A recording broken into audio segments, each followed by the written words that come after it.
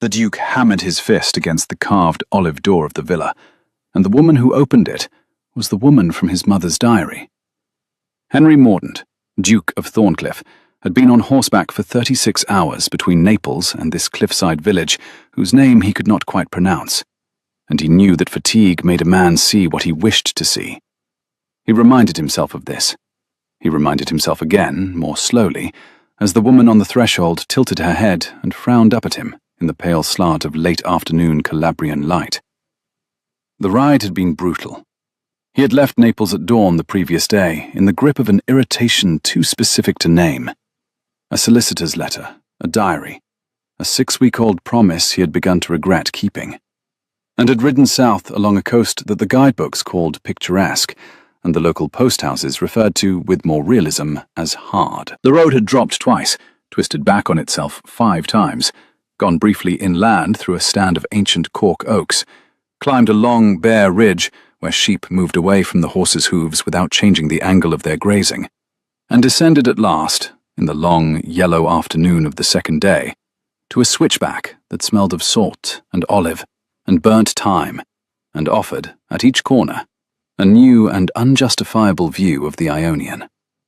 He had not stopped except to water the horse. He had eaten bread at the saddle. He had not slept. He had reached, at about 4 in the afternoon, the village of Nin.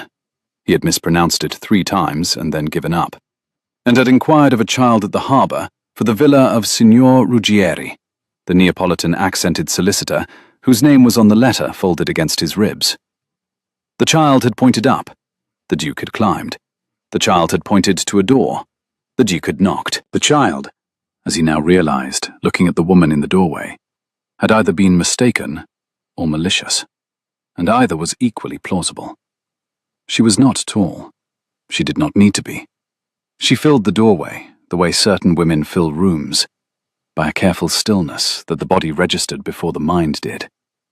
Her hair was dark gold, pinned imperfectly under a thin saffron scarf, and where the wind had pulled a length of it free against her throat, he could see the shape of a curl he had seen drawn, in his mother's hand, across 3 pages of a small leather diary, but was, at this moment, folded against his chest beneath his riding coat. Her eyes were sea green. He knew that, too. His mother had written it in brown ink, years ago, when she still could. Sea green, like bad weather on a good day. "Signore," the woman said. He had been staring. He shut his mouth. "Forgive me." His Italian was serviceable in a market, catastrophic in a doorway. "I am looking for Villa Carbonari." Her eyes narrowed a fraction. It was not fear. It was calculation. The kind of calculation a steward made before answering a creditor. "This is Villa Carbonara," she said, in English so exact it might have been spoken in a Mayfair drawing room. "Villa Carbonari is a 1/4 mile further along the cliff, at the end of the olive road. You will see a pair of stone pillars. One of them is broken." He felt the ground rearrange itself by 1 small degree under his boots.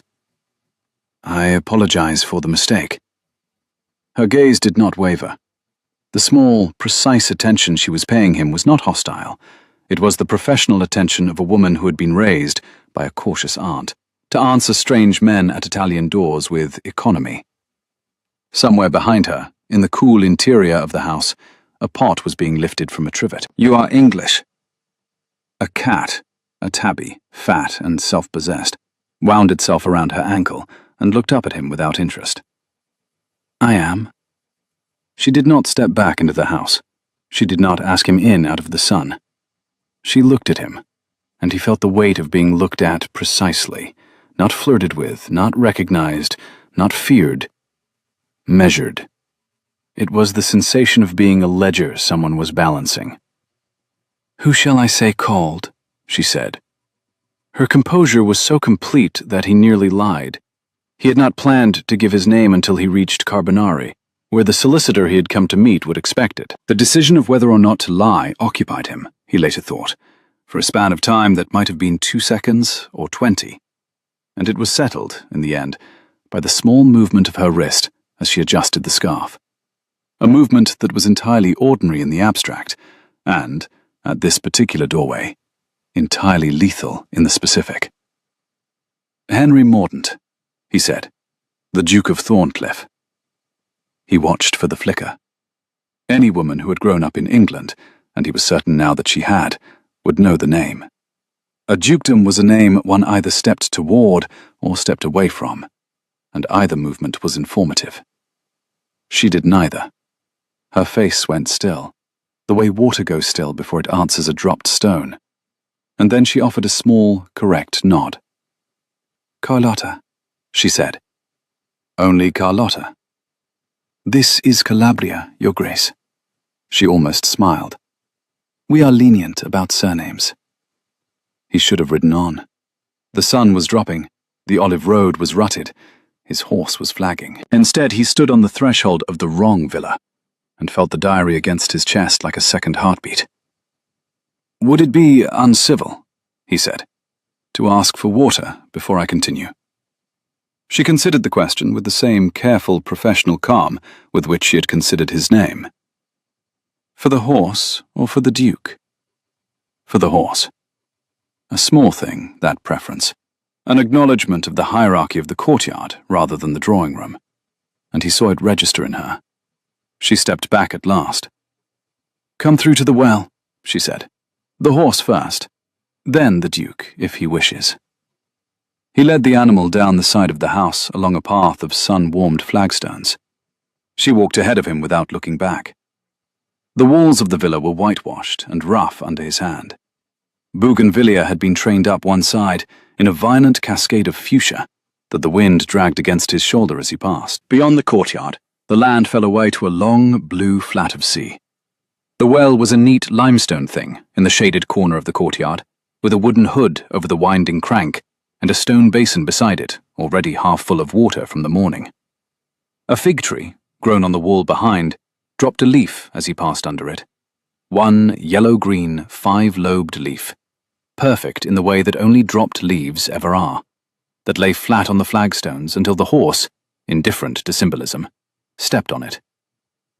At the well she drew the bucket herself, with a calm efficiency that did not go unnoticed. Her sleeves were rolled to the elbow. Her forearms were lightly browned, not the sallow brown of a lady who permits herself a walk before breakfast, but the even honey colour of a woman who has spent 12 years out of doors in a reasonable climate. And the muscle at her wrist when she turned the crank was the muscle of a woman who did this every day, not the decorative suggestion of muscle in a portrait. A single bead of sweat ran, briefly, from her temple to her jawline, and was wiped away with the back of the hand that was not on the winding handle. She did not pause in the winding. She did not apologize for the sweat. Henry, who had in 6 seasons in London watched a great many young women raise and lower teacups with more apparent effort than Charlotte had just expended on a full bucket of well water, experienced a sensation not unlike finding out he had been eating a diet of glass for several years without noticing. His mother's diary had written, in the same brown ink, "Capable hands. Do not let them fool you with lace." He took the bucket from her and set it before his horse. The animal drank greedily. The woman, Carlotta, watched the horse, not him. "Your Italian is poor," she said to the horse. The horse flicked an ear in what Henry took to be agreement. "I manage better when I am not surprised." A thin smile did not quite occur at the corner of her mouth. "I did not think a duke surprised easily." He lifted the bucket from the basin. The handle was warm from her palm. "Neither did I," he said, before he could reconsider it. She looked up. For one beat she let him see her clearly, and the beat was long enough for him to register that the small rose-brown mark he had glimpsed on the inside of her left wrist when she had lifted the bucket was the same mark his mother had drawn on the last page of the diary beside the words, "This is how you will know her." He looked away before she could read his face. "I should deliver you your carbonari," she said dryly. "Straight down the road. You cannot miss it unless you try." He straightened. He did not know, in that moment, what to do with his hands. "I have already tried, and succeeded." She almost laughed. He heard the beginning of the sound and felt something settle wrong in his chest. The horse finished. He thanked her. He did not meet her eyes. He mounted, and as he turned the animal back onto the road, he said, without planning to, "If you are ever in need of an English friend on this coast, Carlotta, my name is known at the solicitor's office in Catrone." "I have no need of friends, Your Grace." He waited. The horse, having finished, lifted its head and shook a flyaway with a single ill-tempered swing of its mane. A small green lizard ran, flat and astonishingly fast, along the top of the courtyard wall, paused on a cornerstone, flared its throat in some private display of satisfaction, and vanished over the far side into the bougainvillea.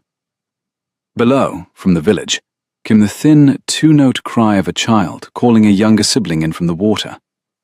The afternoon had shifted, by some imperceptible degree, into the first edge of evening. Henry's shadow now reached almost to the well. Hers did not reach to him. "Then of an Englishman who owes you water." She did not answer.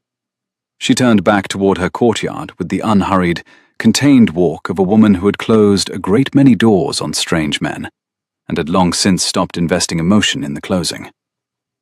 At the top of the flagstone path, she paused once, without turning, and lifted her left hand, briefly, almost absently, to the saffron scarf at her throat, adjusting a fold the wind had disturbed. The gesture was small. It was also, to a man watching her from the back of a horse, entirely fatal. The inside of her wrist faced outward for the span of a single heartbeat, and the rose-brown mark caught the late light like an answer underlined. Henry rode the quarter-mile to the pillared villa of his actual appointment with the sensation of a man who had walked into the wrong room of his own life and heard the right conversation by accident. The olive road was rutted in the long, lean way of roads made for oxen, not carriages. The dust rose behind his horse in a pale copper plume. The sea, down and to his left, was the colour of a cooling forge, and in the offing, the shape of a lateen sail lay against the water so motionless that it might have been painted there. Two cicadas argued from opposite olives. Somewhere at his back, a goat complained at length. He was 27 years old. He was a duke. He had fought in a brief, inconclusive campaign on the continent at the age of 21, and had come home with a pale scar on his forearm that itched in hot weather, and a particular horror of shouting that he had never explained to anyone. He had attended to his affairs in London for 6 seasons, with the competence expected of him. He had never, in the whole of that thoroughly managed life, been looked at by a woman in the manner in which the woman at Villa Carbonara had just looked at him. Not as a suitor, not as an intruder, not as a stranger, but as a lock she had been assigned, against her will, to either pick or break. He did not wish to be broken. He also did not, as he turned his horse onto the road to Carbonari, wish to be picked. Not yet. Not until he understood which one of them was the door, and which one of them was the key. The solicitor at Villa Carbonari was a narrow, anxious man, with ink on his cuffs and a room that smelled faintly of citron oil and the dried tang of old paper. A green glass carafe stood unused on the side table. A cat, tortoiseshell, slept in an open ledger. The solicitor spoke a clipped, precise English that had been acquired, he confessed halfway through the proceedings, during 3 years as a clerk in the office of a Hanover Square conveyancer when he was a young man. He was proud of it. He used it to tell Henry, with meticulous clarity, very little. Henry dispatched the business in an hour. There was a property his late mother had held on this coast through a Neapolitan agent, a house she had leased and not sold, for reasons no one had bothered to explain, and she had asked him, in her last coherent letter, to come in person to confirm its disposal. He signed 3 papers. He was given a key he did not want. The solicitor handed it over without ceremony, a long iron thing, blackened at the ring, warm from a desk drawer that had absorbed the afternoon sun. Henry weighed it in his palm. It weighed about what he would have expected. It also, in some manner he could not articulate, weighed a great deal more than that. He rode back down the olive road as the sun went low enough to turn the whitewashed villas rose gold, and he did not let himself look at Villa Carbonara as he passed. He could hear, from the courtyard, or he imagined he could hear, the soft metal scrape of a bucket being set back onto a flagstone. He did not turn his head. He rode past. His horse, who was an observant beast and had been with him since the campaign, flicked one ear back and then the other, as if to inquire whether his master had considered the matter thoroughly. Henry did not acknowledge the question. At the inn in the fishing village below, he stabled the horse, washed his face at a basin the innkeeper's son had filled with cold spring water, and climbed the narrow stair to the narrow room. The whitewashed walls held the last residual warmth of the day. A single cross-backed chair stood by the window. A rush mat covered the tile. The sheets on the bed were coarse and clean. He sat at the table and, by the flame of one thin candle stuck in its own drippings, took out the diary. It was a small, brown thing, half the size of a prayer book. His mother had given it to him 6 weeks before the end, and she had made him promise he would not open it until he reached Calabria. She had been ill and sentimental. He had not known what to do with her request. He had carried it, untouched, for 8 years. Only when the Neapolitan letter had arrived 2 months ago, and the solicitor's name had surfaced, a property she had concealed from him for a lifetime, had he understood that the diary and the errand were one thing. He had read it for the first time in Naples 3 nights ago. He had not slept since. There were, in the diary's pages, not only the drawings he had half expected — his mother had been a gifted sketcher — but entries, in her clear, unclouded hand, dated from 1792 to 1794, and then again from 1808 to 1816. The early entries were those of a young countess writing about her closest friend. The friend was always referred to by a single letter, L. There were flashes of London. A box at Covent Garden, a dawn ride in the park, a ball where L. refused to weep even when the house turned on her. There was a darker passage that he had read 3 times and still could not fully decipher. I told my husband what he wished to hear. I let her be called what she was not. I did it because I was afraid. I have not written her name since, and will not write it now. But if I live long enough, I will find her daughter.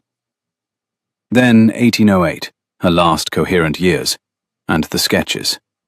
A child on a stool, 6 years old, grave-eyed, sea-green eyes, a tight, dark gold curl on her neck. Under the drawing, a single line. I saw her in the garden at Reggio. Her aunt did not know me. The child has her mother's jaw, and my cowardice paid in full. More drawings, the child growing.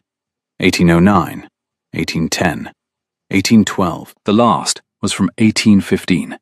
His mother was almost lost by then, her handwriting a thin crawl. And the subject of the drawing was a woman of perhaps 25, with her dark gold hair pinned imperfectly under a scarf, her eyes sea green, her mouth set. Under it, find Charlotte Linwood, call her by her right name. Tell her her mother was Eleanor Fairfax. Tell her the fault was mine. Tell her I was afraid, but I was wrong. Do this before you inherit anything else. And on the last page, the rose-brown mark, sketched with a surgeon's accuracy against the pale of an inner wrist. Below it, this is how you will know her. He set the diary on the table. He looked at the key the solicitor had given him, the key to the property his mother had held through a Neapolitan agent. He looked at the address written on the folded paper beside it, Villa Carbonara. The wrong villa. The villa he had already been to. The villa he had knocked on, not at, because that was where his mother had sent him without ever saying so. Henry Mordaunt was not, ordinarily, a man given to trembling. His hands, braced on the edge of the table, trembled. "Damn you, mother," he said quietly, in English, to no one. He did not sleep that night either. He sat at the window with the diary in his lap and watched the harbour from above. The boats rocked in their moorings with the long, heavy patience of things that knew morning would come and would nothing change. A fisherman, making some late mending, was using a lantern that cast a yellow, wavering disk onto the wet stone of the quay. A dog barked, once, and was answered far off. The night smelled of salt and of wet rope, and, more faintly, of the wood smoke of a hearth in a house whose shutters had not quite been closed. Twice, in the early hours, he took out the drawing of the child at Reggio and set it on the table in front of him. Twice he put it away. He had a physical recollection, suddenly, of his own mother at the end. Thin, very thin. Her hands like a child's, folded small on the coverlet. Her wedding ring turned loosely with the weight of a gem she had always disliked. She had taken his face in her hands so unlike Charlotte's, so unlike the capable hands he had watched haul a bucket that afternoon, and she had said, not quite to him, "Henry, you will have to do it. I have run out of time." He had thought, then, that she meant her letters unanswered, her accounts unsettled. He had not known she meant a woman. He returned to Villa Carbonara at 10 the next morning with a ridiculous pretext. A full leather flask of cool spring water and the key in his pocket. The morning was already warm. The sea, below the cliff, was the milky pale blue that the bay turned at this time of day before the sun got high. A pair of cicadas were at each other in one of the olive terraces. The air, moving up the switchback, carried the smell of sun-warmed thyme and the resinous undersmell of pines from the ravine behind the villa. He had, on the ride up, rehearsed 3 openings and discarded all 3. A duke in London did not rehearse openings. A duke gave them. A duke did not carry a leather flask of water to a woman's well as a pretext. A duke had water brought to him. He had been, he thought, entirely someone else for the length of a fortnight, and he was beginning to suspect that the person he had become in that fortnight was the person he had, in some buried manner, always been. It was a disconcerting discovery to have made by the age of 27. It was also a pleasant one. He tied the horse at the olive outside the gate, untied it again because the animal disliked the olive, tied it at the better tree farther along the wall, and walked through into the courtyard. The bucket at the well stood upright and full. There was no one at the door. She was in the lemon grove behind the house. She had a basket. She wore cream muslin today, the sleeves long and loose against the heat. Even so, and despite the simplicity, the cut of the bodice could not disguise a figure that the scarf at her throat and the plain straw sun hat were clearly designed to modulate rather than reveal. She turned when the gravel crunched, and she did not look pleased to see him. "Your Grace," she said, "I owe you water." "I own a well." "So do I, at home. I find it doesn't relieve the obligation." She set the basket down. She crossed her arms. The sun behind her made a halo of her hair and an outline of her figure that he determinedly refused to notice. "Duke," she said, "why are you here?" "I could say for conversation." "You could." "It would be true." "Only partially, though." He felt himself smile, and disliked the smile for being unplanned. "Only partially," he conceded. "Then give me the other part." He breathed in, he breathed out. Somewhere below them, down the cliff, a fisherman was calling to another fisherman in dialect he could not follow.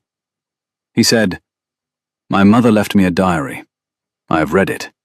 I believe you are named in it." Her arms did not drop. Her face did not change. Her voice, however, did something subtle, a half step down into a register that he understood at once to be danger.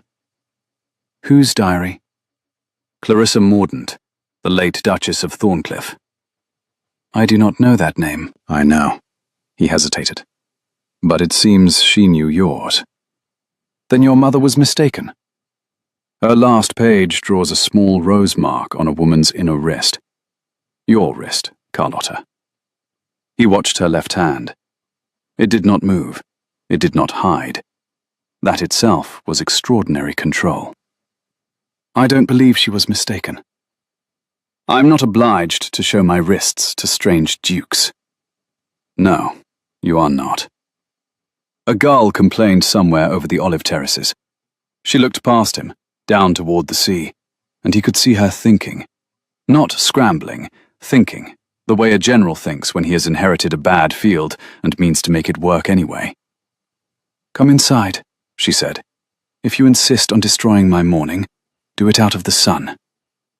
She turned on her heel and walked back toward the house, and he followed her with the sense of a man who had brought a torch into a powder magazine and was now hoping, devoutly, that he would be allowed to set it down. The interior of the villa was cool and severe. White walls, lime-washed, not plastered, that still held a faint residual coolness from the night. A few good pieces of dark furniture, a side cabinet, a long plain oak table scored with the rings of many glasses, 4 chairs in the straight-backed style of the previous century, a small writing desk at the inner wall with a single candle stub in a pewter dish. 2 arched windows faced the sea. A broad, open doorway at the back let air through from the courtyard. The floor was pale terracotta tile, polished by the decades, until it had the soft sheen of an old coin.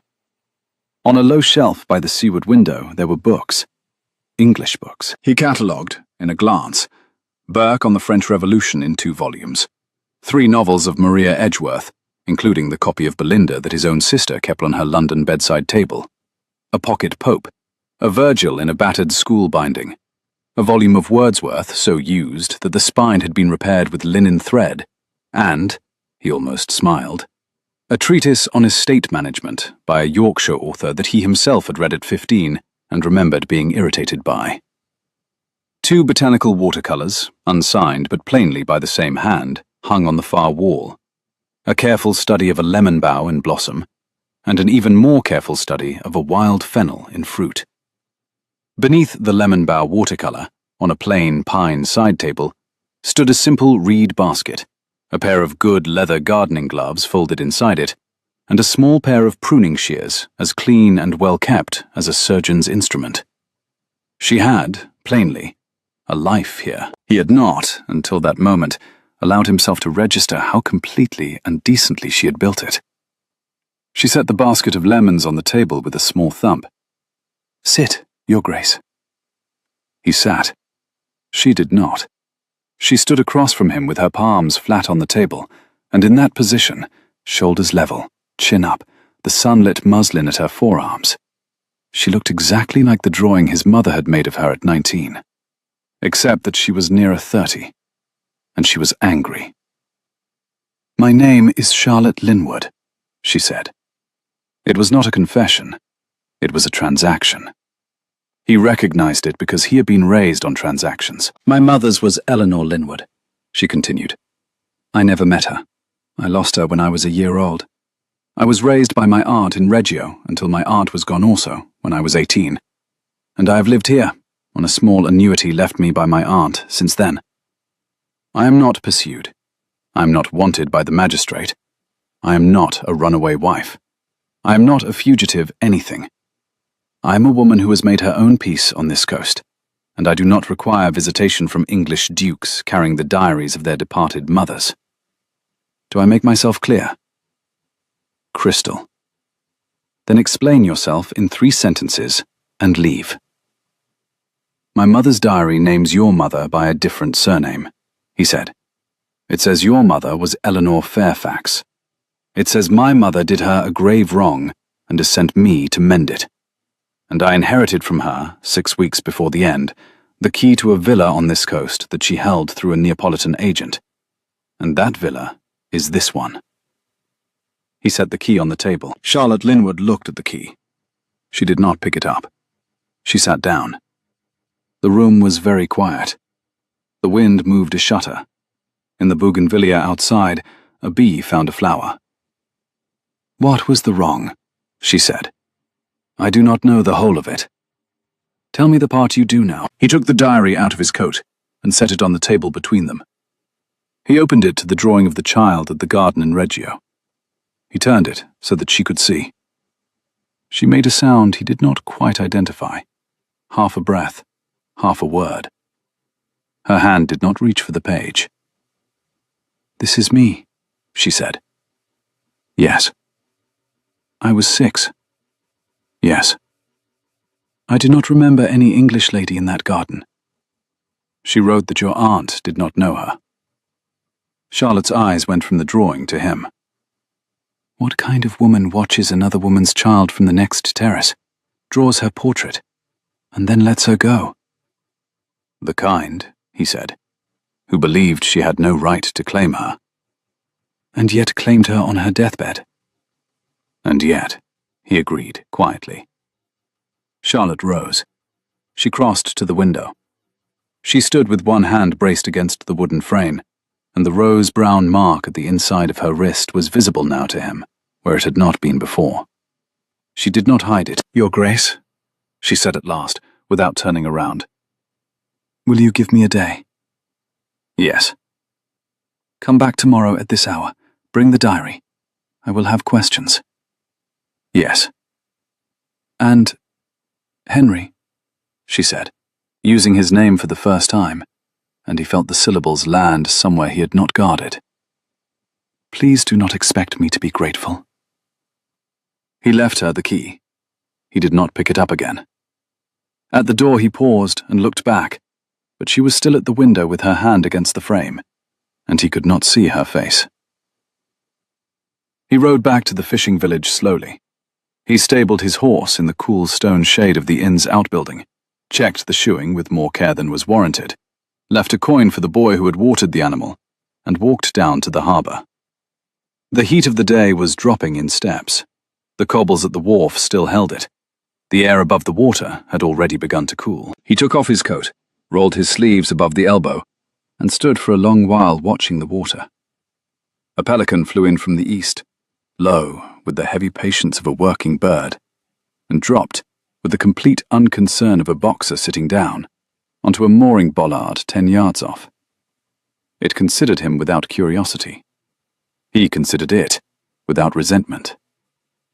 2 small boys, the sons of the innkeeper, ran past him with a bucket of slopping fish.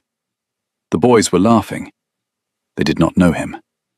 They did not know that the woman at the cliff-top villa, whom their mother sometimes sold bread to, was the sole heir of a Derbyshire estate, held in shadow by a man neither of them would ever meet. The children ran on. Their laughter went around the corner of the customs house and was gone. He was aware, with a clarity he did not enjoy, that he had used the word Henry in his mind, where he had intended to use the word Charlotte, and that this was a problem. He was aware, with a second and entirely separate clarity, that he did not intend to solve it. He was aware, third, that this probably made him a worse man than he had previously supposed himself to be, and that he was, nevertheless, going to walk up the Olive Road again, tomorrow morning at 10. He did not sleep that night either. He was beginning to believe he had left sleep somewhere between Naples and the Olive Road, and would not find it again on this trip. When he returned the next morning, 10 o'clock as promised, the diary in his coat, the key conspicuously absent from his pocket, she was waiting for him in the courtyard, with a chair drawn up to the plain wooden table, a pot of coffee, 2 cups, and an expression that could have been chiseled out of the cliff. Sit, Henry. He sat. She poured coffee. She did not ask if he took it black. She did not apologize that she had no milk. She slid the cup across. Her hands were steady. Her hair was pinned more tightly today. She wore a pale blue muslin, simple and close, with a slim rose ribbon at the waist that did nothing to minimize the generous silhouette of her, and which he chose, at some cost, to ignore. I read all night, she said. I went through everything I have of my mother's, which is not much. An inventory of a small household in Derbyshire, a letter from a lawyer announcing her passing, one miniature of her as a young woman that my aunt carried to Italy with her and kept in a box. I have never, in my life, heard the name Fairfax. My mother's diary uses it 5 times. I have not had a night of sleep to decide whether it matters. Tell me what your mother did. A small wind lifted the loose curl at her temple and pressed it back. She did not notice. I do not know it in full. She wrote around it. She wrote once, I told my husband what he wished to hear. I let her be called what she was not. That is the closest she came. The cup in her hands had gone untouched. A thin skin had begun to form on the surface of the coffee. Then she bore false witness against my mother. Yes, I think so. For what cause, I do not know. Charlotte's jaw worked. Her eyes did not leave his. You must understand something, Henry, she said. I have made a life out of not knowing. My aunt never spoke of my mother, except to say she had been a lady, and beautiful, and unlucky. I accepted unlucky, the way children accept weather. I did not ask whether unluckiness had a name attached to it. I stopped asking when I was 11, because my aunt would weep when I did. By the time I was 18 and her health went, I had trained myself out of it. I am very good at not knowing. I would recommend it to you. I have failed at it for 8 years. You are younger than I am at it. I am 27. Something softened at the edge of her mouth. She smothered it. Exactly. He pushed his coffee aside. Charlotte, there is an estate in Derbyshire that was once your mother's. I knew nothing of its existence until last night, when I wrote to my steward in London from the solicitor's office in Catrone and ordered a full search of my mother's private accounts. The answer will take 3 weeks to return. When it does, I expect to find that my family has been in possession, through some legal fiction, of lands that were yours by right. I mean to return them to you. I did not ask for lands. No, you did not. I am offering. Her eyes moved to the lemon branch over the table, and then back to him. You cannot buy your mother's conscience with acreage she stole. I am not buying. I am returning. A pause. Because? Because it is right. The bee had returned. It worked a second trail of bougainvillea, closer to the table now. That is a very simple answer, Your Grace. I am a very simple man at breakfast. She almost laughed again. He heard it again. He was beginning to loathe and love the sound in equal measure. I want a condition, she said. Name it. She set her cup down with a small, unhurried click. The shadow of a lemon branch moved across the table between them, drawn by the slight morning breeze that had started up out of the northwest. A single leaf, detached during the night, lay on the flagstones near her chair. She did not stoop to pick it up. Somewhere in the cool interior of the house, an iron pot was set on a trivet, with the small domestic noise of a household keeping its ordinary hours, despite the fact that a duke had arrived in its courtyard and was taking coffee without milk at the garden table. She folded her hands in her lap. Her thumb, Henry noticed, was pressed quite hard against the base of her opposite palm. Otherwise, her composure was perfect. If you do this, if you restore to me whatever you believe is mine, you will not expect me to come to England to receive it. I will not cross the Alps for your conscience. The papers will come here. The signatures will be given here. And you will not imagine at the end of it that I owe you anything. Agreed. And one more. Yes? She paused. For the first time since she had poured the coffee, she looked slightly uncertain. Not of what she would say, he understood, but of what saying it would cost her. The uncertainty did not last. She lifted her chin a fraction. The small gold cross at her throat caught the light. You will stop looking at me, she said, with perfect composure, as if you have known me all your life. He felt himself go, very faintly, hot at the back of the neck. That may be harder to promise.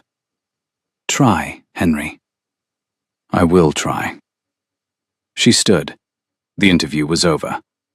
He stood also. At the courtyard gate, she said, without turning. Come back tomorrow. I have more questions. I will come back every day, he said, because he was a man who could not resist a weakness once he had recognized it.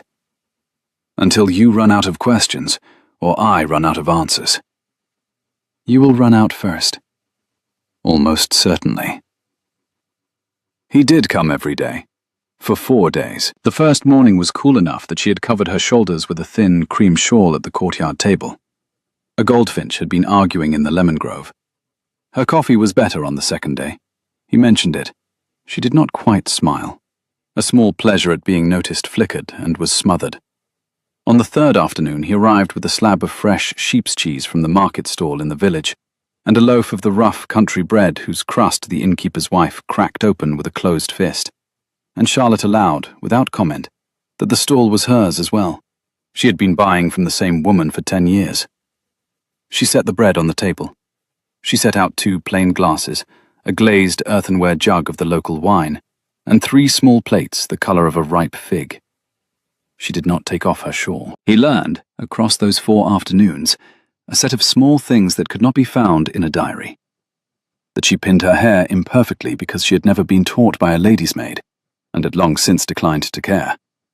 That she spoke 4 languages: English, Italian, tolerable French, the island dialect of her fishermen neighbours, and was embarrassed by none of them. That she read slowly, with a finger, when the light was failing, and with a sharp, upright attention when it was not. That the simple gold cross at her throat had been her aunt's, and that she had, once, at 12, lost it in a rock pool and waited after it for an hour, in February, because her aunt was failing, and she could not come up from the shore without it. She told him this last, in a voice that did not invite sympathy.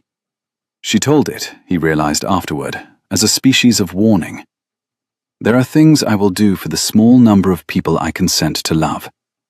Do not mistake me for a woman who requires rescue. They sat at the courtyard table when the sun was kind, or on the low stone wall that overlooked the sea when it was not, or, once, when a sudden summer storm drove them inside, at the long plain table in the cool, severe room, with the rain hissing at the shutters and the bougainvillea slapping the wall. The storm came up from the south in under 20 minutes. The air went the colour of beaten lead. The sea, which had been blue, went the colour of hammered steel. The fishermen ran for the harbour with the lean, urgent economy of men who had been reading this sea since they were 6. And as the first wall of rain hit the villa's whitewash, Charlotte rose, closed the shutters one at a time with a steady hand, and lit 2 candles without apology for the indoor gloom. Then she sat across from him again, with her palms flat on the wood, and her hair coming down along her neck in the damp air, and said, "Well, read." He read. The rain drummed. A candle guttered once in a draught from the ill-fitting frame, and steadied. Somewhere, in some other room of the house he had never seen, a shutter banged itself closed on its own, and, after a moment, banged itself closed again. They talked about his mother's early years, the pieces he could reconstruct from letters he had never before paid attention to. They talked about Eleanor Linwood, who had apparently been called Eleanor Fairfax before a marriage, and whose husband's name, when Henry pieced it together from his mother's entries, had been a name he did not recognize, and whose scandal, whatever it had been attributed to her alone. "Mother writes here, in 1793, he read aloud on the second day, that Elle was driven from a dinner party at Lady Stanhope's, that a letter was produced, that Elle did not defend herself because to defend herself would have named another woman, that she sailed for Italy with her aunt because her aunt was the only relation who would have her, and never returned." "Her aunt was my aunt," Charlotte said quietly. "My aunt was her sister. Yes, I know that piece." "Did you know she had been driven out?" "I knew she had been unlucky. I did not know her unluckiness had a drawing room with a name." He closed the diary. "The name it had," he said, "was my mother's." Charlotte's mouth tightened. Her hand, the left one, the one with the rose mark, rested flat on the table between them. She did not withdraw it. He did not touch it. Neither of them looked at it. "Go on," she said. He went on. The rain came and went. He read her sections. She asked sharp, cold, beautifully constructed questions. She did not weep. She did not soften. She did not thank him. By the end of the 4th afternoon, he understood that she had been managing grief for 25 years with the efficiency of an auditor, and that his presence was ruining her books. On the 5th day, the first day she did not ask a single question about his mother, a gentleman arrived in the village. Henry saw him first. He was coming out of the inn at midday, and the gentleman was coming in, and there is a certain species of Englishman abroad that announces itself from 40 paces. The cut of his coat too precise for the climate, the ivory-headed stick held without leaning, the servant trailing behind with a pair of pale leather gloves that his master was not wearing, because his master preferred to air his rings. The gentleman looked up at Henry and smiled. "Your Grace! What an astonishment!" Lord Milfield. Milfield had not changed in the 8 years since Henry had last been obliged to share a room with him at a London club. He had perhaps grown a little heavier at the jaw. The coat, cut in Bond Street and aged in a climate it had not been cut for, hung on him with the oddly prosperous looseness of a man whose vanity had, at 60, decided to allow itself a short indulgence. His grey eyes were precisely the eyes Henry's mother's diary had once, in a margin, described. The colour of a sky that promised nothing. Of all the coasts, of all the villages, I had thought you in London. I had thought you in Bath. Regrettably, one is summoned. Business. Tedious business. He tapped his stick lightly against Henry's boot in a mockery of greeting. The tap was very deliberate. It was the first small test of the afternoon, Henry understood. The cane was a probe, and the boot was the instrument of its answer. Henry did not shift his foot. "A small estate I have been pursuing for some time has, I understand, at last become actionable. My solicitor, unreliable fellow, has permitted its heir to linger in obscurity. I have come to make clear to her that obscurity is no longer an option." Henry's pulse, which had been slow, quickened once. "The heir's name?" "Oh, Your Grace. An English girl, raised badly by a spinster aunt. A Linwood, a rather damp business. She will, I expect, be persuadable." Henry did not reply at once. He permitted himself, in that instant, a very specific and very civilized form of violence. He imagined, precisely, the angle at which Lord Milfield's jaw would yield if met by his closed right fist. He imagined it in the detail of a man who boxed regularly and well, and then he imagined putting the image away in a locked drawer for later use. "Lord Milfield," he said, "may I have the pleasure of calling on you at the inn this evening to discuss the matter?" "I had hoped you would." "Until 6. "Until 6, Your Grace." Henry walked past him and out into the glare of the harbour, and by the time the sun hit his face, he had already mounted his horse and was riding, hard, up the Olive Road. Charlotte was at the well. She set down the bucket when she saw him coming, and she saw, he watched her see it, that something had changed. Her back straightened. Her chin came up a degree. "What?" she said. "An English gentleman has arrived in the village. He has come specifically for you. He is not a friend." "Name?" "Lord Milfield." She went white, very briefly. She did not fall. She did not stagger. She went white beneath the sun-brown at her cheeks for perhaps 2 seconds. And then she put a hand flat on the stone rim of the well and said, "How much does he know?" A bee worked the bougainvillea at the corner of the courtyard wall, and made the only sound between them for the span of several heartbeats. The sky above the villa had begun its midday pale, the kind of pale that turned the Ionian from blue to a thin, beaten silver by noon, and the heat was beginning to stand upright in columns above the stone. Henry could see, very clearly, a small green gecko arrested halfway up the far wall, its head tilted in the posture of a creature that had decided the humans in the courtyard were neither food nor threat, and would, accordingly, conserve its attention. A single lemon at the edge of the grove was overripe, and the scent of it rose faintly each time the wind turned. "He says an estate has become actionable, and the heir is persuadable." "Which estate?" "I do not know the specific property, but your mother's name, your mother's right name, is in play." How would it come into play now, after 25 years? "My letter to London." He spoke levelly, knowing this was the worst of it. "The search I ordered through my steward. If anyone is watching my correspondence, if anyone has been waiting for it, that search will have moved the pieces." "You!" She closed her eyes. She opened them. She did not raise her voice. You asked a London solicitor to look into a property that had been sleeping for a generation, and someone who has been sleeping beside it for the same generation has woken up. It appears so. And he is here. She did not raise her voice. He is at the inn. A long pause. And he is not a friend. Henry met her eyes. He is, in my estimation, the man who brought your mother down. Silence. The bee, the gull, the distant sea. Henry, she said, and he heard, under the steel, the first fracture of the careful woman she had trained herself to be. You were supposed to give me lands, not enemies. I will fix it. You will not fix it. I will try. You will go to the inn tonight and fail at it, and then he will come here, and when he comes here, I will... She stopped. She laughed, briefly, and not kindly. I will what, Henry? Speak Italian at him? Sell him lemons? You will tell me before he comes, Henry said.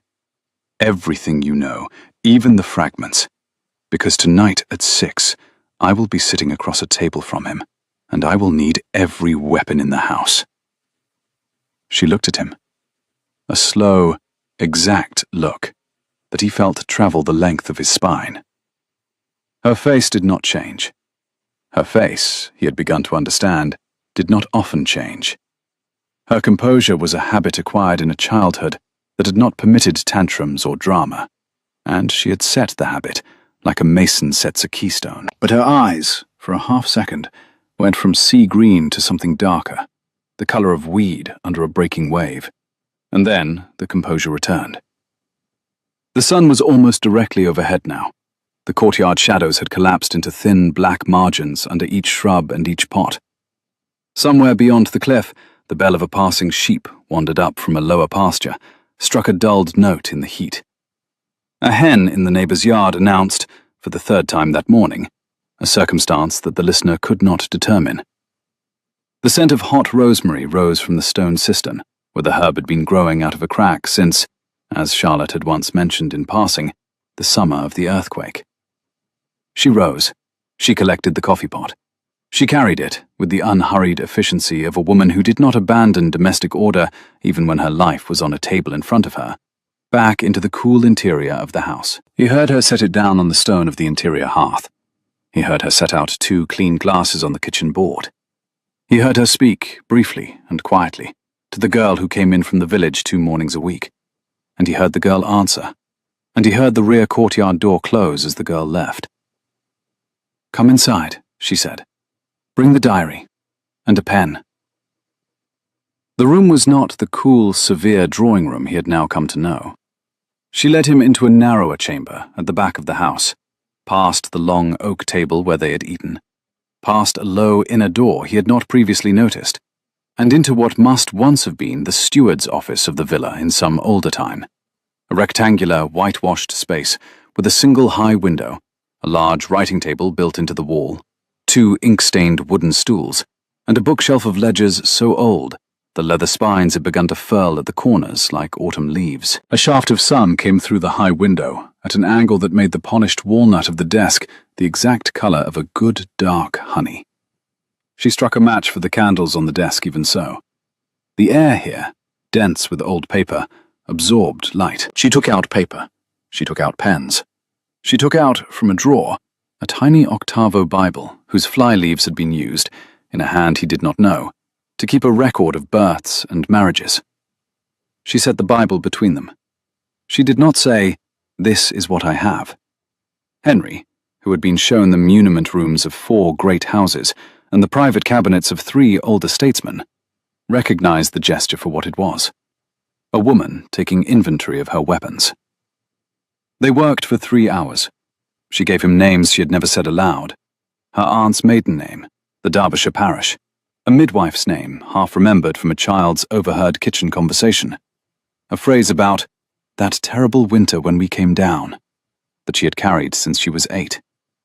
He gave her the pieces from the diary, dates, Mayfair addresses, a marriage registry his mother had obliquely referenced, the name of a long-departed servant who had witnessed something. By the middle of the afternoon, they had a skeleton. It was a terrible skeleton. It suggested that Charlotte's mother, Eleanor Fairfax, had been married, briefly and quietly, to a gentleman of substantial means who had been lost within the first year. That Eleanor had, upon his passing, become the inheritor of a Derbyshire estate. That a letter had surfaced, the Stanhope dinner, alleging Eleanor had deceived her late husband as to her character. That Eleanor had not defended herself. That the letter had been forged. That the forger's name, according to Henry's mother's entries, was a man who had proposed to Eleanor and been refused, and who had thereafter married into the Mordaunt family through a cousin, bringing him close enough to the late Duchess that she, a young married woman, had been prevailed upon to confirm a falsehood he had constructed. "Lord Millfield," Charlotte said, not as a question. "Lord Millfield. And he has pursued the estate since. Through cousins, through shell trusts, through a Neapolitan agent who was, until 6 weeks ago, also my mother's. Yes. And my mother never defended herself because to do so would have named your mother as a liar. Yes." She pressed her thumb flat against the edge of the Bible. Her knuckles went white for one moment, and then loosened again. "And your mother never defended my mother, because she was a young bride, afraid of her husband." "Yes." A long pause. She closed her eyes. She opened them. "And your mother, on her deathbed, told you—" "Fix it." Charlotte put her hand over her face for 1 second. It was the closest she had come to weeping in 5 days. When she took her hand away, her eyes were perfectly dry, and she said, "Henry, if you go to the inn tonight, and you accuse that man across a public table of a forgery he committed before you were born, he will destroy you, socially, in London, by Michaelmas." "I am aware." "You have a dukedom." "I am aware of that also." "Do not spend it on me." "I am not spending it," he said. "I am using it." She looked at him for a long moment. The storm of the previous night had left the air washed and high. Through the open door, he could see the bougainvillea, shocked violet against the white of the wall, and the sea beyond. The exact blue he had once been told, at the age of 9, was called cerulean. "Henry," she said, quietly. "Yes." "Do not let him come here." "I will not." "Promise." "I promise." He arrived at the inn at 6. The private parlour of an Italian fishing village inn is, at root, a room that the innkeeper's wife gives up under protest. Low-beamed, whitewashed, with a small square window facing the cobbles, and a fireplace now used as a display shelf for plaster figurines. Tonight, a linen cloth had been thrown over the deal table. 2 tall candles stood lit. A thin young waiter, the son of the innkeeper, with his shirt cuffs turned once, and his hair slicked down with what appeared to be lamp oil, hovered at the sideboard, wholly unsure what to do with himself. The shutters had been drawn half-closed against the evening sun, and the light fell in long amber bars across the wood. Lord Millfield had taken the chair facing the door. He had arranged a decanter of wine, which even in Calabria was evidently of a quality the innkeeper had not known he possessed, within precise arm's reach. He had set his ivory-headed stick against the wall behind him. He had removed only one of his rings, which lay on the linen beside his plate, for reasons known perhaps only to him. He rose when Henry entered, with the practiced, faintly theatrical politeness of a man accustomed to the leverage of being, himself, the older man in any room. A politeness that expected, and invited, precision in return. "Your Grace." "Lord Millfield." "A glass?" "Please." They sat. They drank a first, empty toast to the coast, the climate, the inconvenience of travel. They agreed that Naples was a pestilence. They agreed that Rome was overrun. They did not mention, in the first 15 minutes, why either of them was in Calabria. Then Millfield set down his glass. "You will, I trust, permit me a small indelicacy." If you consider it necessary. I believe it saves time. He smiled, and the smile was the smile of a man who had been, in his youth, considered handsome, and who had not quite abandoned the habit. I understand, from certain recent communications in London, that you have taken an interest in a Derbyshire property that has been, for many years, under the management of my cousins through a Neapolitan agent. I am, as you will understand, obliged to inquire. You are welcome to inquire. What is your interest? My mother's. Millfield's smile did not falter. It tightened, perhaps, at the corners. Your mother has been some years gone, Your Grace. 8. And her papers are in my possession. I see. Do you? Henry said. Lord Millfield. A silence. The shutters creaked against the evening breeze. Somewhere out in the street, a boy called for his mother in a dialect neither man spoke. Let me be plain, Millfield said, setting down his glass. The estate in question has been, for reasons that once seemed good to your late lady mother, conveyed in effect to my management. There is an heir in name. The heir in name is an irregular woman. A respectable settlement can be arranged that will place her comfortably and quietly for the remainder of her days. In exchange for her signature on certain papers, she will receive a competence, a degree of privacy, and my assurance that her mother's difficult history will remain off the public record. Her mother's history is already off the public record, Henry said, because you put it there in 1793. Millfield did not move. His hand remained, quite still, on the foot of his wineglass. I beg your pardon? You need not. I am returning it. Henry reached into his coat and placed his mother's diary on the table between them. He did not open it. He did not need to. My mother writes, in her own hand, in entries dated from 1792 to 1794, that she was induced, by you, to corroborate a forged letter alleging impropriety against Eleanor Fairfax, that she signed a statement she knew to be false, that she did it because she was 22 years old and afraid of her husband, that she regretted it for every one of the subsequent 34 years of her life, that she has, on her deathbed, instructed her son, that is, me, to restore to Eleanor's daughter the estate that was taken from her, and to expose, should it prove necessary, the manner in which it was taken. Millfield's hand, still on the foot of the glass, had gone very white at the knuckles. His face had not changed. That diary, he said softly, could not be sustained in court. Perhaps not. It does not need to be. And yet you speak of exposure. I speak of society, Henry said, which does not require a court. Your Grace. Millfield smiled. You are young. Henry did not answer at once. I am 27. Millfield smiled again, with a patience he had evidently rehearsed for many years. Exactly so. At your age, I too believed in society. Let me offer you what society will demonstrate within a fortnight of your returning to London. First, that no gentleman in his right mind will accuse another gentleman of a forgery committed in 1793 on the evidence of the private diary of a woman who spent her last 5 years, as we both know, out of her wits. Second, that your dukedom will do you no good if the woman at the centre of the accusation is a Calabrian recluse of irregular origin, whose continued liberty depends on the discretion of the English-speaking community on this coast. Third, that my friendship in this matter, which I am still, remarkably, prepared to extend, is the only currency that will purchase her that liberty for the rest of her life. Withhold it, and I will withhold it back. I am a patient man. She is not a young woman. I can wait. Henry listened.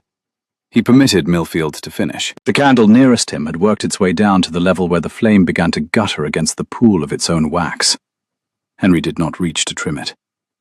The ivory-headed stick against the wall had slipped, in the course of the speech, perhaps an inch along the plaster. The thin young waiter in the corner, with exquisite misjudgment of the room, was pretending not to listen while listening entirely. Henry took his time.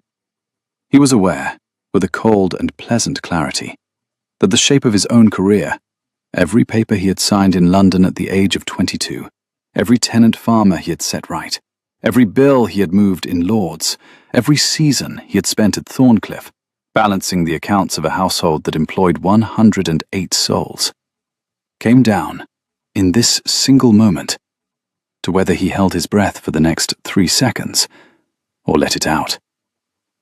He let it out. Then he said, "No." "I beg your pardon." "I said no. I will make it plainer.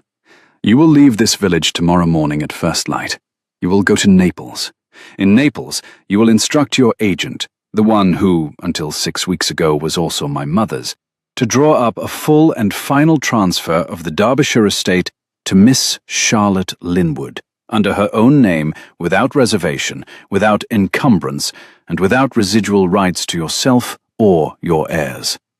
You will return to me a copy of that transfer, signed and witnessed, within 3 weeks. You will then leave Italy. You will not communicate with Miss Linwood directly, ever, for any reason. You will not come within 100 miles of this coast for the remainder of your life. And you will not, in any room in London, in any correspondence with any acquaintance, utter her name or her mother's name in any context whatsoever." Millfield stared at him. "Or?" The single word left Millfield's mouth so quietly that the waiter at the sideboard did not hear it. "Or I will do exactly what you said I cannot. I will read my mother's diary, aloud, at Brooks's, on a Thursday. I will do the same at White's on the Friday. I will then post its contents, verbatim, to the Morning Chronicle. I will take upon myself the scandal of a duchess who lied for 34 years. I will not pretend my own name will survive it unbloodied. And I will watch, with a certain grim pleasure, as yours is emptied into the gutter on top of mine. You will end your days a poor and friendless man, Lord Millfield. You will be entirely forgotten within a 12-month of being cut. I am young enough to recover. You are not. You would not. I would." The fly at the decanter landed, paused, and departed. "For a woman you have known less than a week. For an injustice I have known since my mother's last breath." A silence. "This is sentimentality, Your Grace.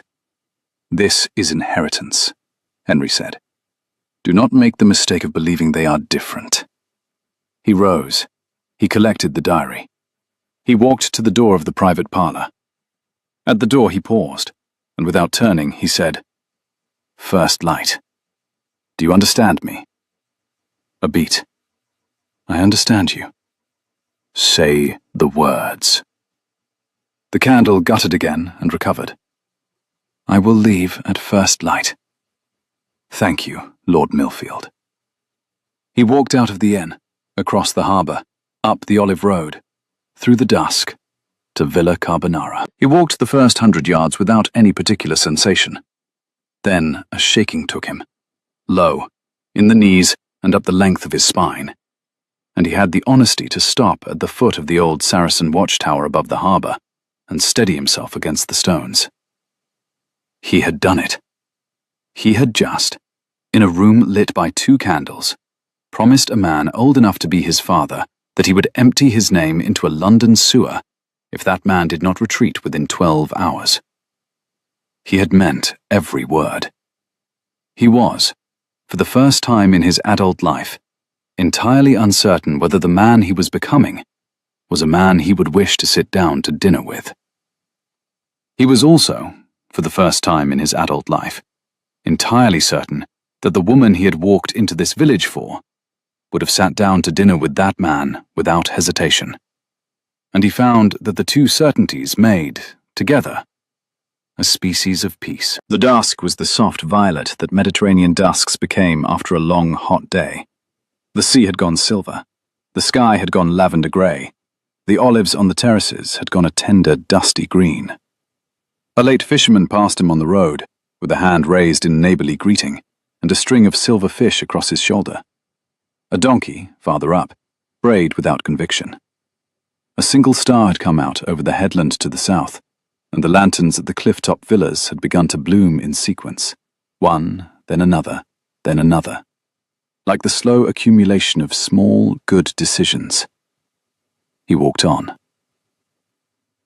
She was waiting for him at the gate. She had known, by some instinct he was beginning to trust without understanding, the moment he had left the inn. "Well?" she said. He stopped at the gate. He did not trust his voice for a moment. "He leaves at first light." She did not move.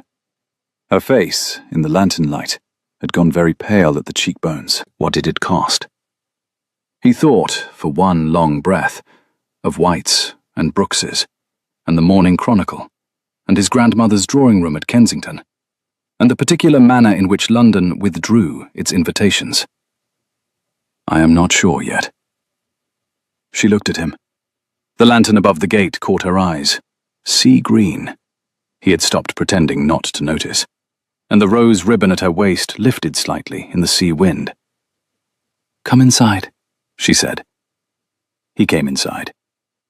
She had set 2 glasses on the courtyard table, and a small bottle of a local red that was, he suspected, the best bottle she owned. She poured. They drank. Neither of them spoke for some while. Then she said, "Henry." The cicadas in the olive grove were beginning the slow, even hum that would carry on through the rest of the evening. "Yes?" "Tell me exactly what you said to him." He told her. All of it. The threat about the diary, the transfer, the exile, the promise of total, scorched, reciprocal ruin. He did not embellish. He did not soften. She listened with her hands folded very still around her glass. When he had finished, she said, "You would actually have done it." A long pause. The lantern over the gate threw the shadow of the bougainvillea against the white wall behind her, and the shadow moved slightly whenever the sea wind turned. "I would." She did not blink. "For me. For the principle." The candle flame on the table bent and recovered. "For me, Henry." He drank. He set the glass down. He looked at her across the table. "Yes," he said, "for you. I thought we had agreed you would not look at me as if you had known me all your life." "I have failed at that also." "Yes." She set her own glass down. "I noticed." She did not, at that moment, reach across the table. She did not stand. What she did instead was extend her left hand, the hand with the rose-brown mark on the inside of the wrist, until her fingers came to rest, open palm upward, on the wood between them. It was an offering, in the form of the one thing she had carried unhidden only to him. He set his hand over hers. Her skin was warm. Her pulse, at the thin inside of her wrist, was steady. They sat like that, not speaking, for a long time. On the night of the festival of Santa Rosalia, 3 weeks later by local calendar, 4 days after the signed transfer papers arrived from Naples, bearing Lord Millfield's signature and the Neapolitan agent's countersign, and 2 additional witnesses. 1 day after Henry had burned, in the fireplace of his room at the inn, every letter in his possession that made reference to Lord Millfield's continued existence. The village below Villa Carbonara lit itself in lanterns from the harbour to the last house on the cliff. Strings of paper stars crossed the narrow streets. A small band played on the quay. The fishermen wore their holiday shirts. The priest's housekeeper had been baking since 3 in the morning. Charlotte Linwood came down from the villa in saffron silk. It was the first time Henry had seen her in anything other than muslin, and the effect, across the length of the harbour where she had paused to speak to a fisherman's wife, was violent. The silk was not low at the neck. It was not, by London standards, remarkable in cut. She did not require remarkable cuts. The colour burned against her skin the way a lit candle burns against the dark. The fall of the skirt caught the breeze, and lay against the generous curve of her in a way that seemed to embarrass 3 separate Calabrian men simultaneously. She had left her hair down. A narrow ribbon of gold caught it at the base of her neck. She was wearing, at her throat, the small gold cross her aunt had left her. She saw him. She smiled. He walked to her across the cobbles, without remembering that he had willed the action. "Your Grace," she said, because the village was listening. "Miss Linwood," he said, because he was a duke in a public place. She put her hand on his arm. They turned together toward the quay. They walked, slowly, through lanterns the colour of orange and red and pale gold, past a stall of roasted almonds, past a priest, who nodded to Charlotte with a familiarity that suggested he had christened her into this village a decade earlier. They reached a low stone wall at the edge of the harbour. They stopped. Behind them, the band was tuning. Before them, the sea was black and phosphorescent and quiet. "I have something to say to you," he said. She turned her head a fraction to look at him. "I expected you might." The surf, below them, lifted a small wave against the stones of the mole. "I will make it short." "I would prefer that." He turned her to face him. He took both of her hands, in the full sight of every fisherman's wife in Calabria, which would have mortified his English steward, and which he found, at that moment, to be the very minimum of what the occasion required. "Charlotte," he said, "I've known you 4 weeks. I've lost sleep every night of them. I've thought of nothing else in daylight.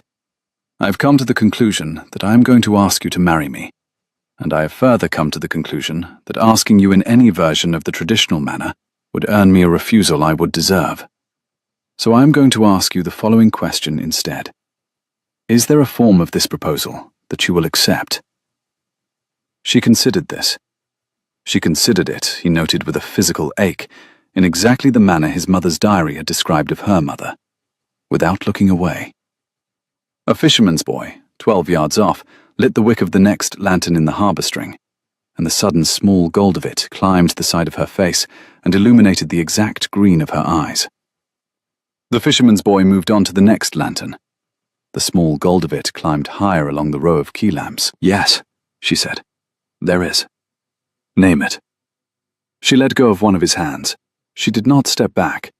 She turned, rather, so that they were standing shoulder to shoulder, both facing the black and quiet sea, the way 2 people preparing for a long walk together arranged themselves before setting out. The harbour had tipped into its full evening. The lanterns along the stone wall stretched in a broken line from the customs house to the last pair of mooring bollards at the far mole, and each one made a small warm pool of orange on the water beneath it. The moon, 3 nights past full, had come up over the headland to the east and was laying a broken road of silver across the sea. And at the edge of that road, a fishing boat, its sail down and its oars stowed, lay at anchor with a single lantern at its bow that answered, faint and low, the festival lanterns of the quay.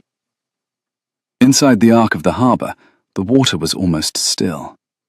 Outside, where the swell ran in from the open Ionian, it broke against the mole with the patient, unhurried respiration that had kept, he understood, the nights of this woman's life in order, for as long as she had been here.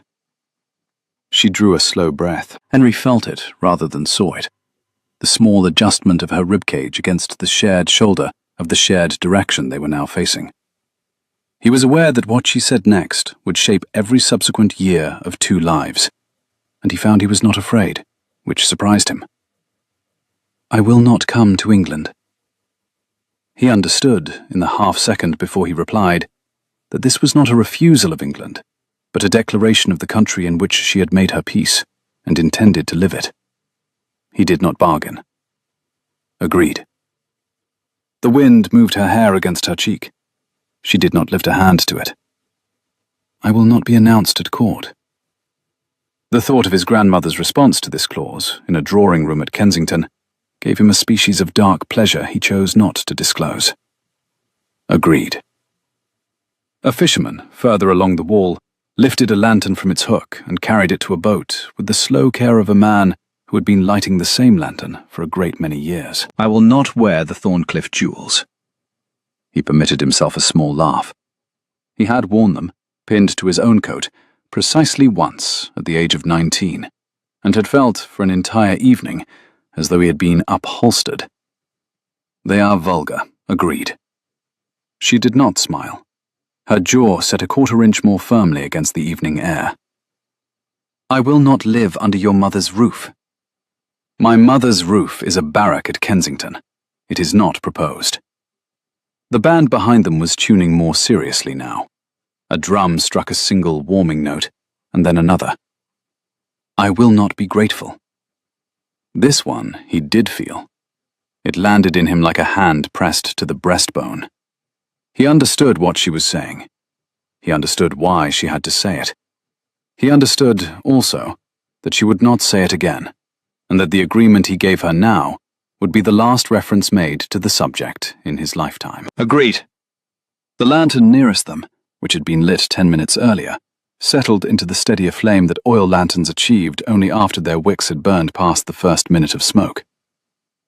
I will not change my name. He had not allowed himself to imagine this part. He allowed himself, now, about 2 seconds to imagine it. Charlotte Linwood, Duchess of Thorncliffe. The way it would be written, in London, with its old surname like a quiet, stubborn flag. And he gave the answer. Agreed. A small wave reached the foot of the mole below them and withdrew. It was the first he had particularly noticed. I will not give up this house. I did not intend to ask you to. I am, in point of fact, proposing to give it to you, in writing, within the fortnight. She drew a slow breath. The saffron silk lifted and settled against her. I will keep my aunt's cross. Yes. She turned then back to face him. The lantern light was on both their faces now. The band, behind them, had stopped tuning and begun a slow melody that the fishermen's wives sang along with, in the dialect, from memory. She looked at him for a long moment, the kind of long moment that occurs across a lifetime, perhaps 4 or 5 times in total.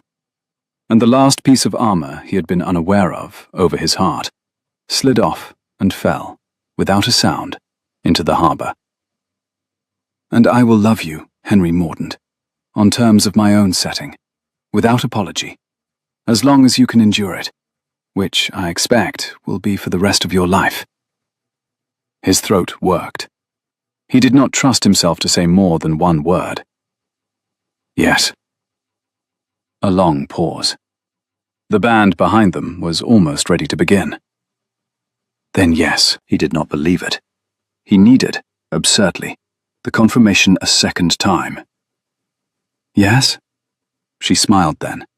The first unfiltered smile he had been permitted in 4 weeks, and the smile reached her eyes. Yes. He did not, then, kiss her in public, because the priest was watching, and the priest's housekeeper was watching, and the band had begun to play, and Charlotte Linwood was not a woman who belonged to an audience. He simply set his forehead, for the space of one long breath, against hers, with his hands at her shoulders, and her breath warm against his throat, and the sea wind moving her loose hair against his cheek. Then he straightened, and turned them both toward the dance, and led her into it with the gravity of a man escorting his own salvation through a minefield. It was, as far as the village was concerned, a perfectly respectable engagement. The band struck up a tarantella. An old man with one good eye and a mandolin set the rhythm on the beat before anyone was ready for him, and the young men of the harbour, who had been watching Charlotte all their lives as an untouchable Englishwoman of the cliff-top, watched now a duke lead her into the dance with the correct degree of ceremony and not 1 degree more, and understood at last that she had always been theirs to lose, that this newcomer had earned in 1 hour the standing her 12 years in the village had given him the courtesy to possess. They closed around the pair of them with the generous shelter that coastal villages extend to a couple they have decided to protect. Henry danced badly.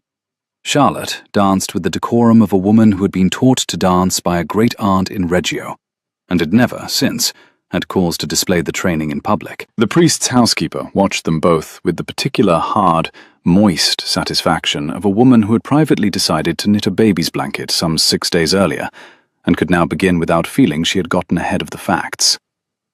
two children, hand in hand, attempted to imitate the steps at the edge of the crowd and were scooped up by their mother in a single affectionate sweep.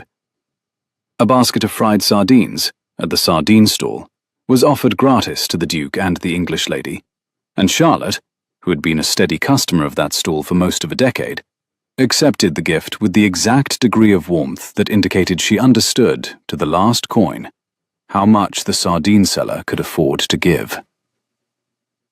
They were married, quietly, at the small church above the olive grove on a morning in late September. The church was whitewashed, single-aisled, with one small Romanesque window high in the east wall that the morning sun came through in a precise slanted beam across the stone. The beam happened that morning to strike the altar at the place where the priest had set a single bowl of lemons for lack of any finer offering.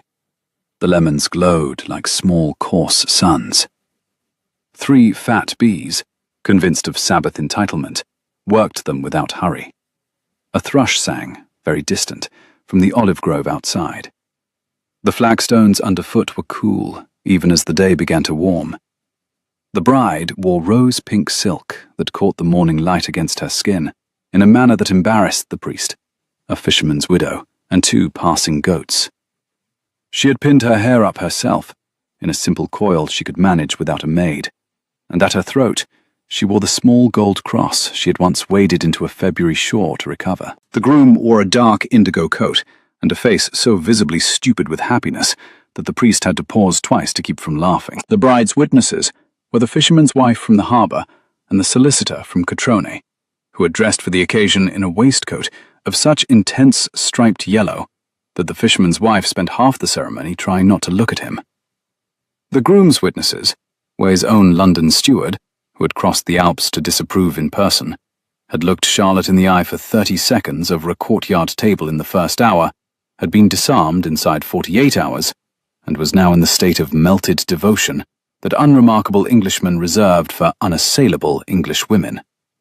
And a fat tabby cat from the courtyard, who, with the authority of long tenure, had installed himself on the chair where the witness ought to have sat, and would not be moved without the waiver of dignity no one present was prepared to accept. The priest accommodated him. The cat accommodated the priest. The vows were exchanged in English for the bride's sake, in Latin for the priest's, and in Italian for the witnesses, which extended the ceremony by about 6 minutes, and gave the bride time, twice, to pause and look at the groom, and memorize his face exactly as it was at 27, with the sunbeam on the left side of it, and the bowl of lemons glowing behind his shoulder. She did not weep. She almost smiled. She did, at one point, place her left hand, the hand with the rose-brown mark, against the inside of his wrist, in a small, precise, answering gesture of her own. He closed his fingers around hers, and held them there through the remainder of the Latin. Outside, afterward, on the stone terrace where the church wall met the olive grove, the fisherman's wife cried for everyone.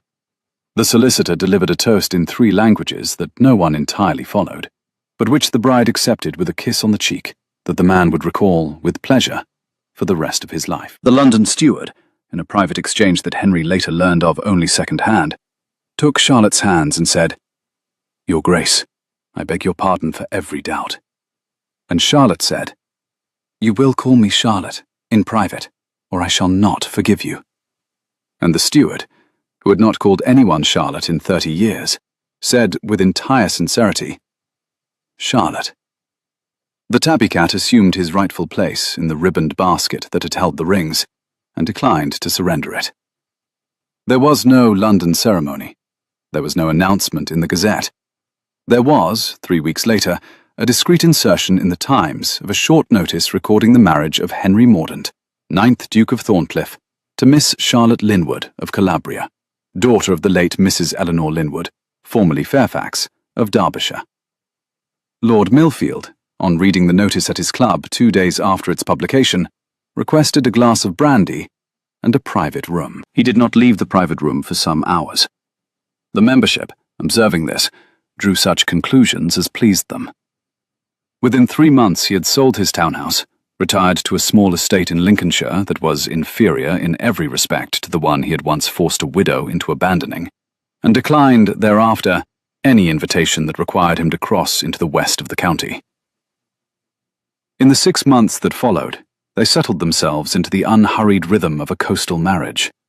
Henry wrote to London twice a week and received in return reports from his steward, which he read at the courtyard table with a small, pleased frown of concentration that Charlotte had come, slowly, to think of as belonging to her.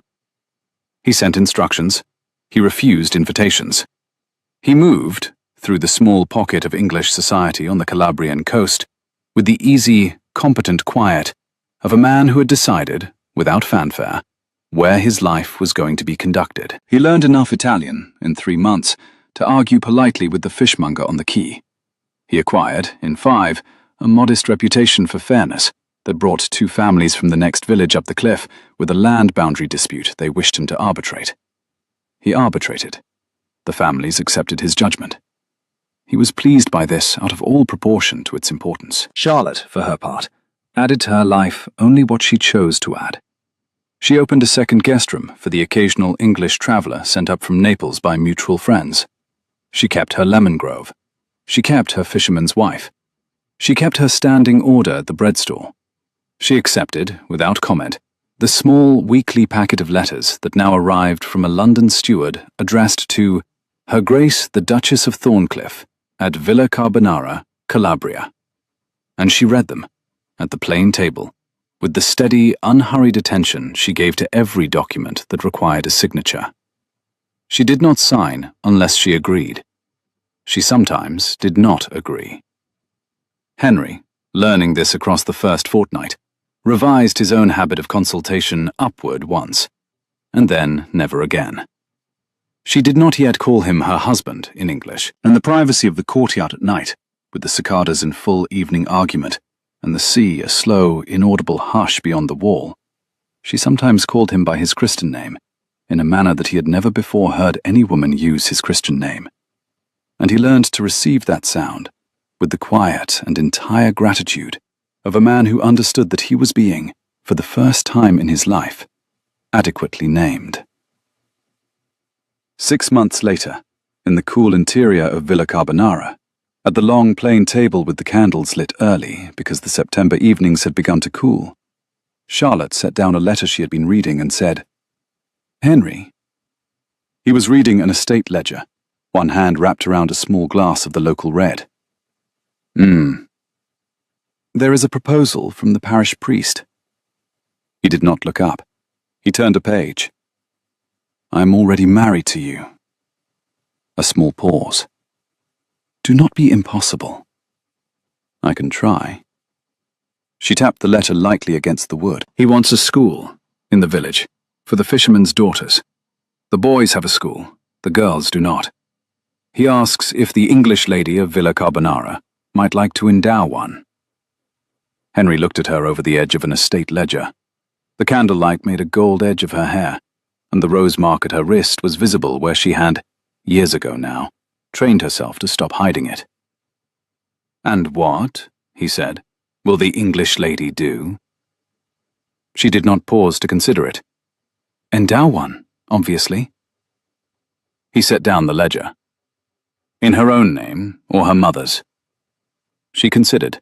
For a long moment he watched her consider, the woman in the candlelight, at the table scored with the rings of many glasses, her hand resting open on a letter that represented a small and ordinary and decent piece of what her life was going to be from now on.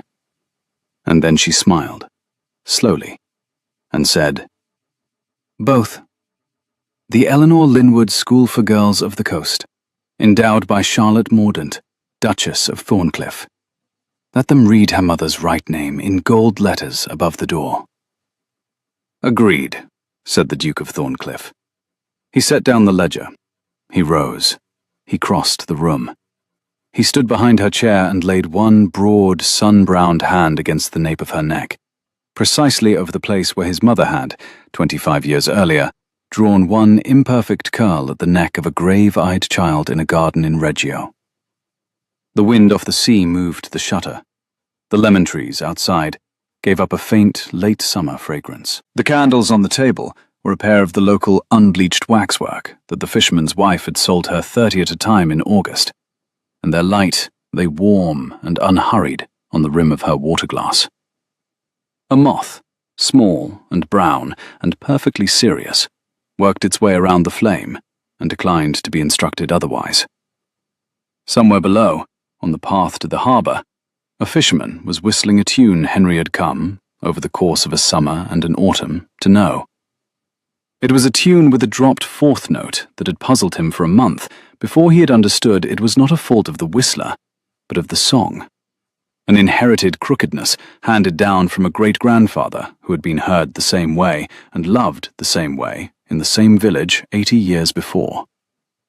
Continuity, here, did not announce itself. It walked past, carrying nets. He bent and kissed the top of her head. "I'm so glad," he said quietly, "that I knocked on the wrong door." It was the right door, Henry. Was it?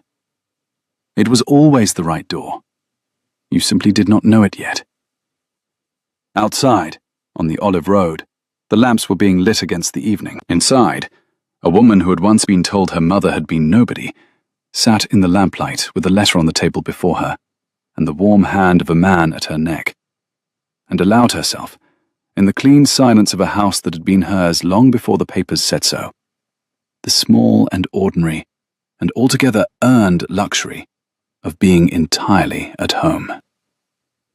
Through the open shutter he could hear, from the dry stone path above the olive grove, the same mispitched, cheerful tune, carried now by a second voice. The parish priest, he guessed, walking home from his evening office, picking up the fisherman's song without knowing he had done it. A lemon, overripe, detached itself from a branch in the back grove, and fell with a soft, unimportant thump into the warm dust. The tabby, on the corner of the courtyard wall, yawned itself into a loaf, and watched the harbour lamps continue to come on, one by one, the way a conscientious child said its prayers. He thought, for a moment, of the letter he had opened that morning, the one from his steward in Derbyshire, reporting that the first stones of a small addition to the existing village schoolhouse had been laid. The schoolhouse had been the school of the village for a generation. The addition would hold the new dormitory for the girls, whose parents could not spare them daily from the farms. The building would be completed by Easter. It would be, in the village's own speech, Mrs. Morden's new wing. A small bronze plate would be placed, eventually, above its door, recording in modest letters the name Eleanor Linwood. None of his most senior trustees in London, he was certain, would ever quite understand why the Duchess of Thorncliffe had insisted on the spelling of that precise surname. The spelling, however, would be preserved. He watched the candle on the table beside her gutter, recover, and burn steady. She closed her eyes for one long breath. Not from fatigue, he had come to know her tells, and this was the other one, the steady, long exhale she gave when she had arrived, by some private accounting she did not share with him, at a piece of peace she had not expected to earn. She opened her eyes. She folded the priest's letter neatly in half, and she reached back without looking, and laid her hand over the broad, warm hand at her neck. He turned his palm up under hers. Their fingers threaded. "Come to bed, Henry," she said. He did not answer at once. The jasmine outside was giving off its last scent of the season. Yes. She lifted a candle from the table. "Bring the ledger." He laughed, quietly, the laugh of a man who had forgotten what laughter sounded like in his own throat until a certain summer. "You are impossible. It is one of my charms." The candles went out one at a time, not because anyone had bothered to snuff them, but because the sea breeze through the open window had at last mustered the decisiveness to do so. The tabby, from the courtyard wall, watched the last point of flame extinguish itself, with the grave professional approval of an expert in the management of other people's houses, and then he too closed his eyes. Above the villa, the cliffs were black against the stars.